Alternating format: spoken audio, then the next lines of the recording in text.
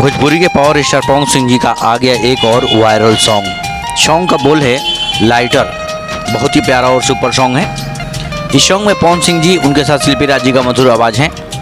गाने का राइटर मनीष राज और म्यूजिक से सजाया है आर्या शर्मा जी ने। इस गाने में भोजपुरी की एक्ट्रेस शालू सिंह नजर आएंगी। बहुत ही प्यारा और बवाल सॉन्ग है। इस सॉन्ग को कल सुबह 6 बजे एंगल म्यूजिक ऑफिशियल से रिलीज किया जाएगा। इस गाने का टीजर आज रिलीज कर दिया गया है।